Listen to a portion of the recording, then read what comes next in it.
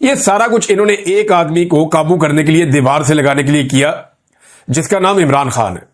कैदी नंबर 804 है, जो आज भी डटा हुआ है, बड़ी हिम्मत के साथ खड़ा हुआ है इस निजाम के सामने।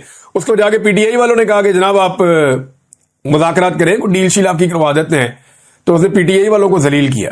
उन्होंने कहा दौड़ जाओ यहां से, जेल से मेरी लाश तो निकल सकती है, लेकिन मैं डील नहीं करूंगा।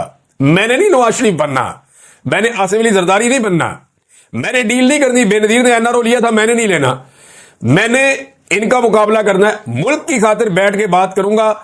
ये अगर सियासत से अपने आप को अलग करते हैं और अपने मामलात के ऊपर ये गौर करते हैं और रिव्यू करते हैं कि हमने आइंदा ये नहीं करना, तो फिर तो ठीक है, फिर तो मैं बात करूंगा, लेकिन मुझे अपने लिए रिलीफ कोई नहीं चाहिए।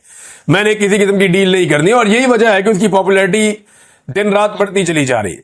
एस्टेब्लिशमेंट जितना कुछ करती है, जितना जोर लगाती है, उसके नतीजे में इमरान खान की पॉपुलैरिटी और बढ़ती है और बढ़ती है और बढ़ती है। वो बच्चों को उन्होंने पार्लियामेंट हाउस में विजिट करवाया, तो बच्चों के इन्होंने इंटरव्यूज लिए कुछ सहाफियों ने वहां पे।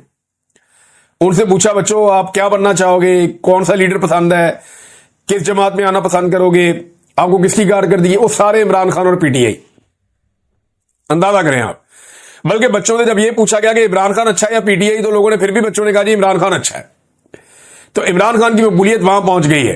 इनका हर दाव पेच उल्टा जा रहा है, हर चीज इनकी जो है वो इनके गले पड़ रही है। आखिरी हल इनके पास यही है ना कि इमरान खान को जेल के अंदर रखें या खुदा न खास्ता जेल में उसको नुकसान पहुंचाए। तो इस हवाले से पाकिस्तान तहरीक इंसाफ ने शदीद खदशात का बार बार इजहार किया है और वो बार बार ये कह रहे हैं कि आवाज उठाएं। सोशल मीडिया पे इसके बारे में रोला भी पड़ा हुआ है कि डॉक्टर आसिम ने जो आखिरी मेडिकल चेकअप किया था इमरान खान साहब का, तब उन्होंने कहा था इमरान खान साहब का वजन कम होने के हवाले से और मसल्स कमजोर होने के हवाले से, क्योंकि उन्हें वर्जिश करने का और खुला घूमने का उन्हें कोई मौका नहीं है। उन्हें बहुत तंग जगह पे बंद किया हुआ है और अब तो 1 घंटे के लिए, 1.5 घंटे के लिए, 2 घंटे के लिए मैक्सिमम उन्हें छोड़ते हैं। इससे ज्यादा इमरान खान साहब को बाहर आने नहीं देते फिजिकल एक्टिविटी के लिए, तो उन्हें बंद करके रखते हैं छोटे से सेल में। अब सेहत के हवाले से काफी तशवीश है। उनकी बहनें भी यही कह रही है कि इमरान खान साहब का वजन गिर रहा है। तो ये जो तजर्बा पाकिस्तान की मिलिट्री एस्टेब्लिशमेंट इमरान खान के साथ कर रही है ना, देखिए ये सब जानते हैं कि इमरान खान जेल में इस वक्त मिलिट्री एस्टेब्लिशमेंट की वजह से, क्योंकि मिलिट्री एस्टेब्लिशमेंट को लगता है कि उनके मफादात के खिलाफ है ये लीडर, तो उन्होंने जेल में रखा हुआ है। केस वेस तो है कोई नहीं, ना कुछ संजीदा नोयत का कोई मामला है, बस जिद बदीदी जेल में इमरान खान को रखा हुआ है। और वो ये सारे जानते हैं कि जब इमरान खान बाहर आएगा तो वो कंप्रोमाइज अगर उसने ना किया तो इनके लिए मुसीबत हो जाएगी। अब ये जो तजर्बा कर रहे हैं ना, ये अपनी कब्र खोद रहे हैं। ये मेरी बात याद रखिएगा। इमरान खान ने जो करना था वो कर दिया है। अब उसका सिर्फ एक ही काम है कि वो कंप्रोमाइज ना करे। इन्होंने इमरान खान को कोई नुकसान दे दिया ना, तो इमरान खान को तो नुकसान बाद में होगा। ये अपनी कब्र खोद रहे हैं, इनको इस बात का आइडिया नहीं है और लगातार ये यही वाली गंदी हरकत करते चले जा रहे हैं। इमरान खान की बहनों की उनसे मुलाकात बहुत इंपॉर्टेंट है, जो मुलाकात कल सुबह होने जा रही है। अलीमा खान साहबा को मौका नहीं मिल रहा, लेकिन 2 बहनों को मुलाकात का मौका मिलता है। नौरीन खानम साहबा और उस्मा खानम साहबा, इन दोनों को मुलाकात का मौका मिल जाता है। अब 2 चीजें ऐसी हैं जो इन्हें इमरान खान के सामने रखनी है और 2 चीजें ऐसी हैं जिन पे पार्टी इस वक्त तकसीम का शिकार है और पार्टी के अंदर एक अजीबोगरीब सूरत-ए-हाल बनी हुई है।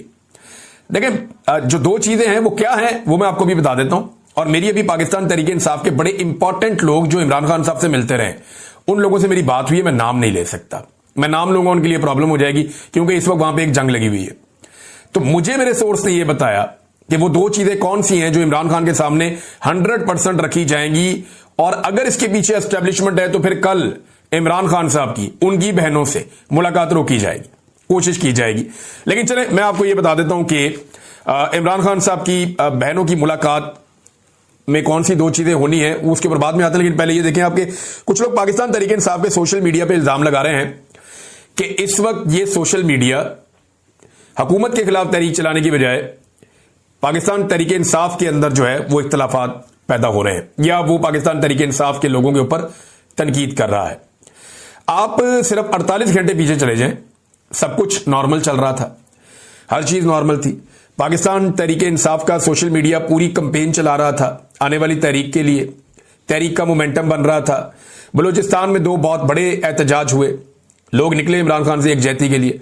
सिंध के अंदर हुआ, आजाद कश्मीर के अंदर हुआ, लाहौर में हो रहा था, रावलपिंडी में हो रहा था, खैबर पख्तूनख्वा में हो रहा था। तो मोमेंटम बन रहा था, खबरें वो आ रही थी और पूरा का पूरा सोशल मीडिया उसका फोकस यह था कि मौजूदा जाली हुकूमत के खिलाफ वो अपनी तहरीक को खड़ा करें, जो इमरान खान साहब ने कही। अब एक बात आप ध्यान में रखें कि पाकिस्तान तहरीक इंसाफ का टिकट जारी नहीं होना, सिर्फ हमायत जारी होनी है। सुप्रीम कोर्ट ऑफ पाकिस्तान के फैसले के बाद ये एक आजाद जमात है, ये आजाद एमपी है सारे, ये कहीं पे भी वोट डाल सकते हैं। वैसे भी अब सेनेट के इलेक्शन में सीक्रेट बैलेटिंग है, जो एमपीए चाहे जहां चाहे वोट डाल दे। अब हुआ यह है कि पाकिस्तान तहरीक इंसाफ के और नून लीग के लोगों में मुकाबला शुरू हो गया, बल्कि इसके अंदर कुछ नून लीग के सहाफी भी शामिल हो गए।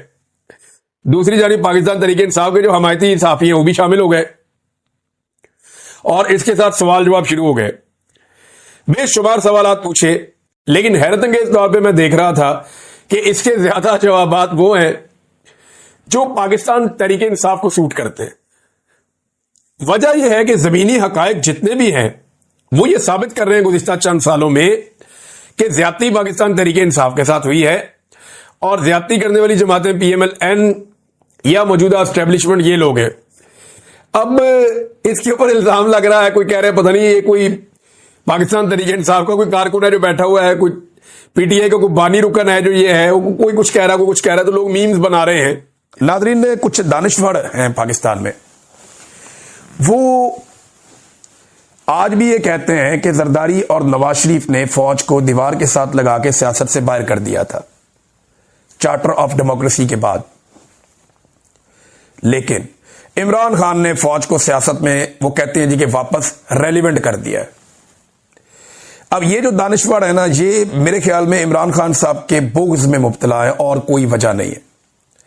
मैं कुछ फैक्ट्स सामने रखता हूं जो नवाज शरीफ और जरदारी ने किए, हालांकि इस तरह के दर्जनों हैं, लेकिन मैं 5-7 आपके सामने रखता हूं जो इन दोनों ने मिलकर किए, जो चार्टर ऑफ डेमोक्रेसी की रूह के खिलाफ थे और जिसमें ये फौज की सहूलतकारी का काम एक दूसरे के खिलाफ कर रहे थे। नंबर 1, ये जो सड़कों पे घसीटने वाली बातें थी, ये एस्टेब्लिशमेंट के साथ कौन मुलाकातें करता था और जरदारी को सड़कों पे घसीटता था? ये इमरान खान ने तो नहीं किया था। फिर जो मेमो गेट स्कैंडल आया था, जिसमें हुसैन हक्कानी भी फंस गया था और सारे फंस गए थे, इस मेमो गेट स्कैंडल में जिसमें पाकिस्तान की एस्टेब्लिशमेंट का एक घटिया किरदार था, वो कौन सा सियासतदान था जो काला कोट पहनकर सुप्रीम कोर्ट ऑफ पाकिस्तान पहुंच गया था?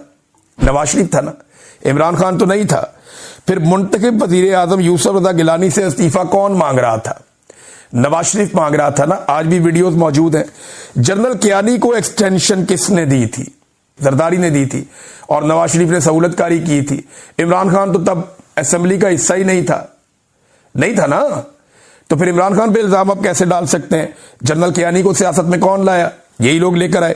फिर अदलिया बहाली की तहरीक में एस्टेब्लिशमेंट के साथ किसने डील